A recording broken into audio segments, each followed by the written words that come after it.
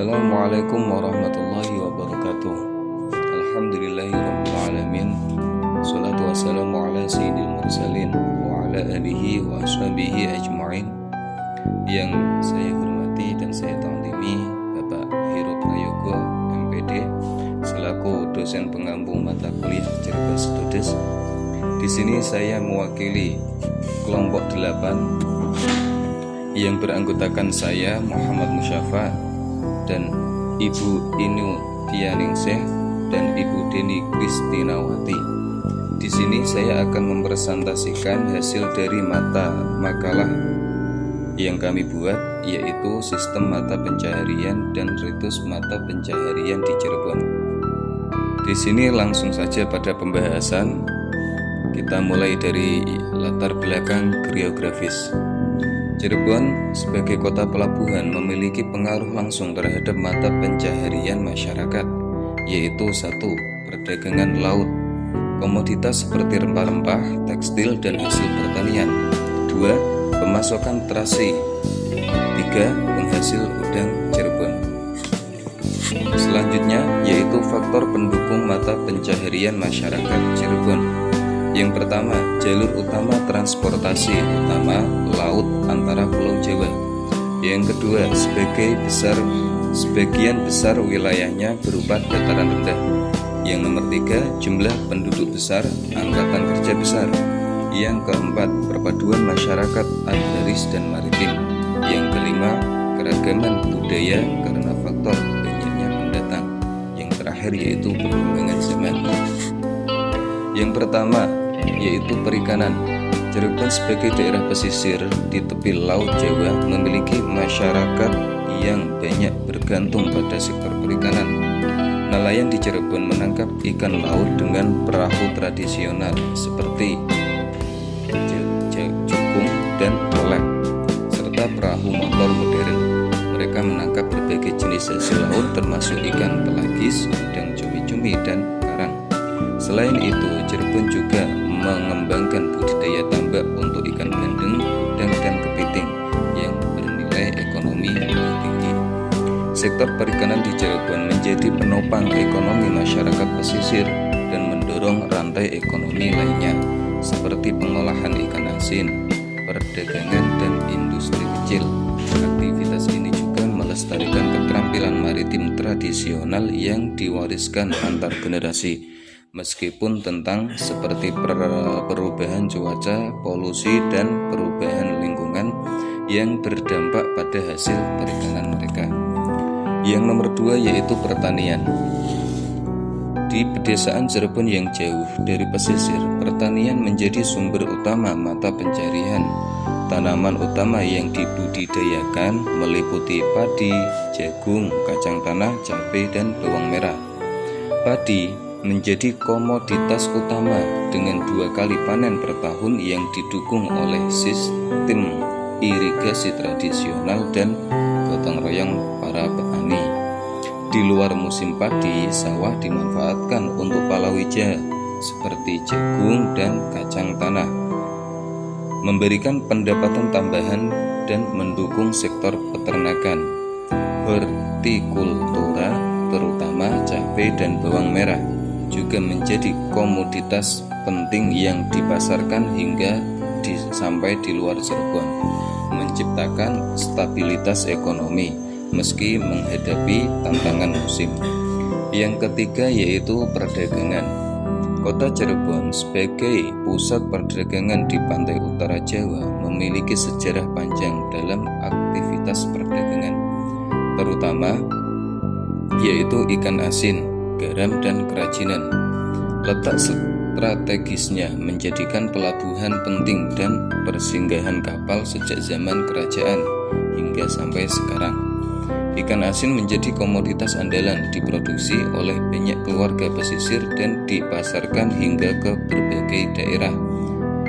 Pasar tradisional seperti pasar Kanoman dan pasar pagi menjadi pusat utama perdagangan produk ini, mencerminkan budaya perdagangan kuat di masyarakat Cirebon. Yang nomor 4 yaitu batik Cirebon. Batik Cirebon terkenal dengan batik Trusmi. batik khas mencerminkan pengaruh budaya Tionghoa, Arab, dan lokal.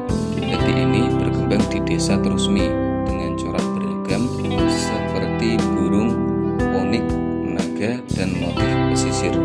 Warna-warna cerah seperti biru, merah, kuning dikombinasikan dengan warna tanah menjadi ciri khasnya. Proses pembuatan batik Trusmi yang rumit menunjukkan filosofis dan tradisi yang diwariskan antar generasi.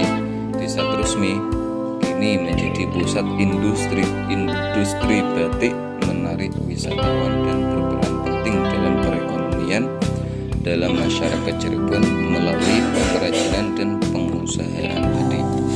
Selanjutnya nomor 5 yaitu pengolahan garam. Dalam pengolahan garam menjadikan produk andalan wilayah pesisir Cirebon, terutama di Losari dan Gebang, yang diolah melalui metode tradisional di tambak-tambak sepanjang pesisir.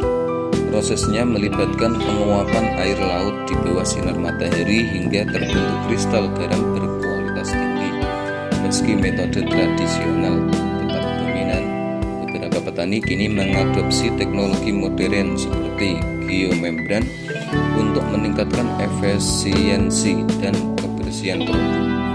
Dengan inovasi ini, industri garam Cirebon terus berkembang sambil mempertahankan kearifan lokal yang diwariskan turun-temurun. Selanjutnya nomor 6 yaitu kerajinan rotan. Kerajinan rotan di Cirebon, terutama di Kecamatan Telangwangi dan Plumbon, menjadi salah satu sektor ekonomi kreatif utama yang memiliki reputasi internasional. Produk rotan seperti kursi, meja, dan perabotan rumah tangga di Cirebon terkenal di pasar ekspor, termasuk Amerika, Eropa, dan Asia. Keunggulannya terletak pada teknik anyaman yang rumit dan rapi serta berkualitas tinggi yang dihasilkan oleh para pengrajin lokal. Seiring dengan peningkatan permintaan global, pengrajin Cirebon berinovasi dengan desain modern dan bahan campuran seperti kayu dan logam, sambil tetap mempertahankan ciri khas tradisional. Industri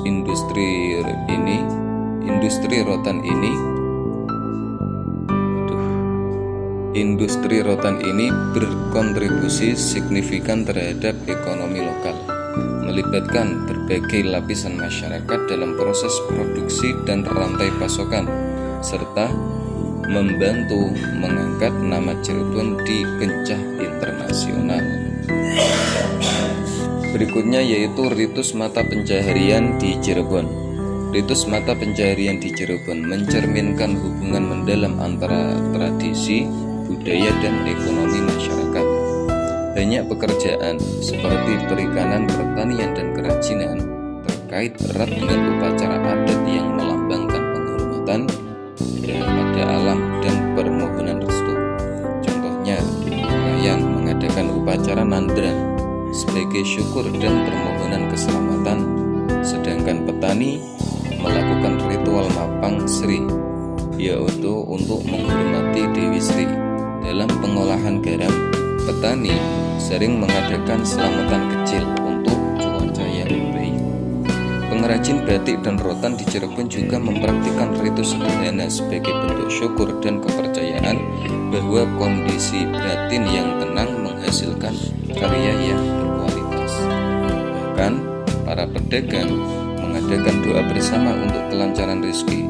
Ritus-ritus ini menjaga keseimbangan antara usaha manusia dan kekuatan alam, mencerminkan kearifan lokal Cirebon di mana pekerjaan dipandang sebagai perjalanan spiritual yang lebih dalam.